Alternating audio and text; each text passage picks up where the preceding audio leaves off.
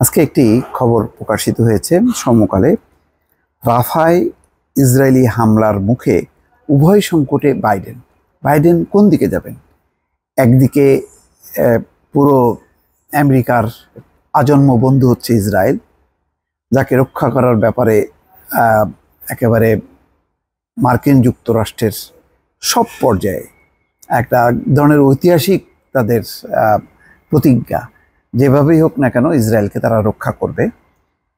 সেই একটি পরিস্থিতি। আবার অন্যদিকে পরিষ্কার যে পরিমাণ হতাহত হয়েছে গাজাতে 34,000-এর উপরে, বলা হচ্ছে প্রায় 35,000, আর এখনও সেটি পুরো ক্ষয়ক্ষতি বা তার সন্ধান পাওয়া যায়নি, কেননা ধ্বংসস্তূপের নিচে হাজার হাজার মানুষ মারা গেছে। তো এইরকম একটি পরিস্থিতির পর যদি রাফা সবচেয়ে ঘনবসতিপূর্ণ, 10 লাখের বেশি ফিলিস্তিনি উদ্বাস্তু যেখানে আশ্রয় নিয়েছে, এবং আগে থেকে সেখানে রাফাতে 3 লাখের মতো অধিবাসী সেখানে বসবাস করে, এইরকম একটি জনবহুল একটি এলাকায় যদি হামলা চালায় তার পরিণতি কী হবে এটা তো ইসরায়েল জানে।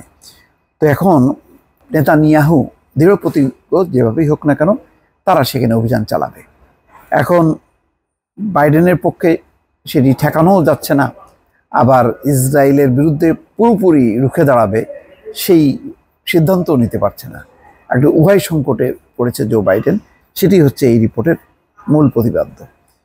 হামাসের সঙ্গে চুক্তি হোক বা না হোক, রাফাতে হামলা চালাবে বলে ঘোষণা দিয়েছিলেন ইসরায়েলের প্রধানমন্ত্রী বেনিয়ামিন নেতানিয়াহু। এমন অবস্থায় রাফায় হামলা করলে ইসরায়েলে কিছু অস্ত্র সরবরাহ বন্ধের হুঁশিয়ারি দিয়েছে মার্কিন প্রেসিডেন্ট জো বাইডেন। হামাসের সঙ্গে সংঘাত চলাকালীন প্রথমবারের মতো এটাই ইসরায়েলের প্রতি যুক্তরাষ্ট্রের সতর্কবার্তা। মার্কিন সংবাদ মাধ্যম সিএনএনকে দেওয়া এক সাক্ষাৎকারে তিনি একথা বলেন বলে জানিয়েছে ব্রিটিশ সংবাদ মাধ্যম বিবিসি। প্রতিবেদনে বলা হয়েছে, প্রেসিডেন্ট জো বাইডেন ইসরায়েলকে হুঁশিয়ারি দিয়ে বলেছেন, গাজার রাফা শহরে বড় ধরনের স্থল অভিযান শুরু করলে যুক্তরাষ্ট্র দেশটিতে বেশ কিছু অস্ত্র সরবরাহ বন্ধ করে দেবে।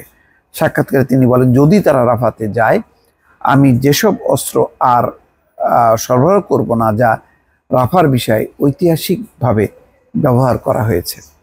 অবশ্য মার্কিন ডেমোক্র্যাট এই প্রেসিডেন্ট বলছেন যে ইসরায়েলকে নিরাপদ রাখার বিষয়টি নিশ্চিত করার কাজ তিনি চালিয়ে যাবেন। মার্কিন কর্মকর্তারা সতর্ক করে বলেছেন, এই শহরে বড় ধরনের কোনো অভিযান চালানো হলে তা ব্যাপকভাবে বেসামরিক হতাহতের কারণ হতে পারে।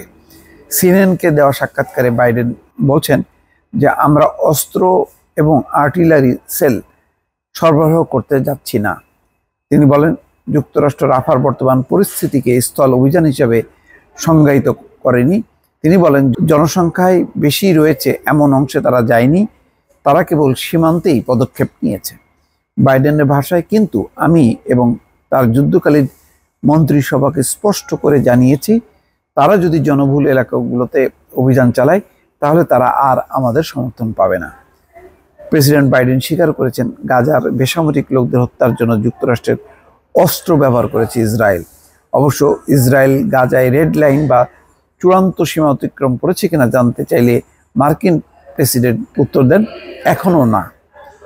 এর আগে বুধবার প্রতিরক্ষামন্ত্রী লয়েড অস্টিন সিনেটের সামনে সাক্ষ্য দেওয়ার সময় বোমার চালান, যা পশ্চিমা সামরিক অস্ত্রাগারের সবচেয়ে ধ্বংসাত্মক অস্ত্রের কিছু অংশ বিলম্বের বিষয়টি নিশ্চিত করেছেন।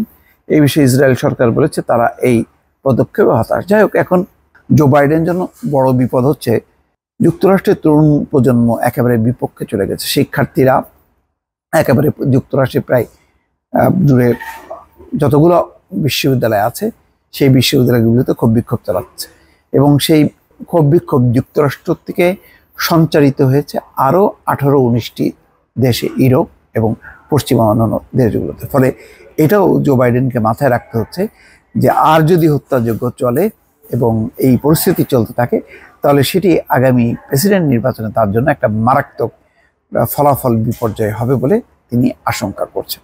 দর্শক, ভালো থাকবেন। আল্লাহ হাফেজ।